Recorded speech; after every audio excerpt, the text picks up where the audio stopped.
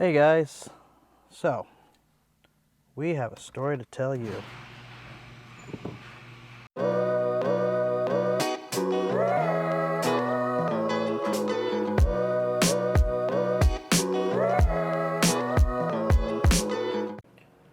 Alright guys, welcome back to the channel, and it's not gonna be a fun topic, but it's something that has to happen. And what I mean by that is that the Subi clutch finally went out. So it's been about, I don't know, couple years, 2 years to be exact, and 30,000 miles, and it's not fun, man. But it's gonna be a journey. The whole purpose of this, I'm going to try and film everything from the taking the transmission apart all the way down to taking out the clutch, replacing the clutch, and so on and so forth. Now the fun part is I actually went and got all the right tools that the Subaru transmission support, all the way down to the type of oil, because I'm going to do this the right way, because I think that's probably why this happened. I don't really know why the clutch went out this fast, but we're gonna find out. And you know what? That's okay, because it could be a lot worse. We could be paying out our wazoo again, like I did before. I paid, I think, $700 for someone to do it, and they messed everything up. And so I had to take it all apart again, and that's when I learned how to take it apart. The only problem was I didn't film it, nor did I notate. I didn't do anything. So this time I want to film it. I have a whole week to take off, but I think I should be able to knock this out in a couple of days. And the reason I say that it's going to be a couple of days is because the Subaru service manual says it's going to be about 8 hours. So you got to imagine that's for a tech with the lift and everything. And yes, we have the lift, we have all the tools actually to do this, but it's the fact that I'm by myself, for one, and two, we can't get this all the way up in the air, so I'm on my back with the quick jacks that we have. So it's just one of those things where I want to take my time. I want to document as much as I can for you guys, because I don't know about you, I hate reading.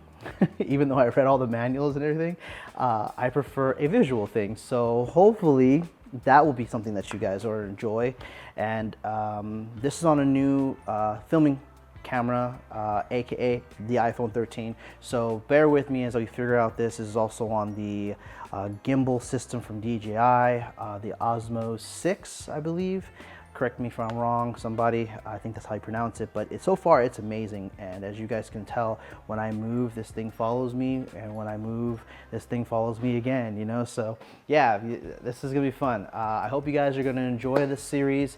I'm gonna film this all as much as I can, upload when I can, and so on and so forth. So the first things first is we're gonna get this thing prepped up in the air. We're gonna get this thing situated to where we come in. Maybe today is Wednesday, so we should be ready to tackle this head first Friday. Hopefully it's done by Saturday. And the reason I say this is because, again, I'm gonna try to take my time and try to film everything. Doing it without the tools that you have. Let me just show you. This is the main engine mount. This, I think, is gonna be the biggest investment that I have made. And if anyone knows, the service tool is very expensive.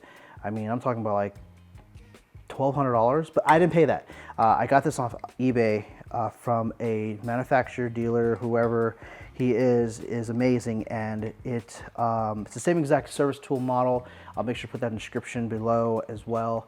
But the biggest reason I say it is because when this is sitting here mounting for the engine support, it's there to help the engine tilt to allow the transmission to slip out.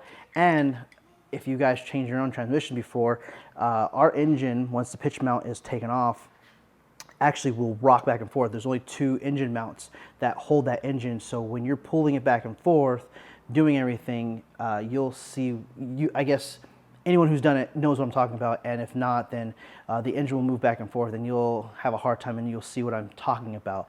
But I'm hoping that someone else makes a cheaper tool, because this thing, like I said, what I paid for was about $300, which is a fraction of the cost. and it's going to be something that I'm going to use forever because our clutches will go out.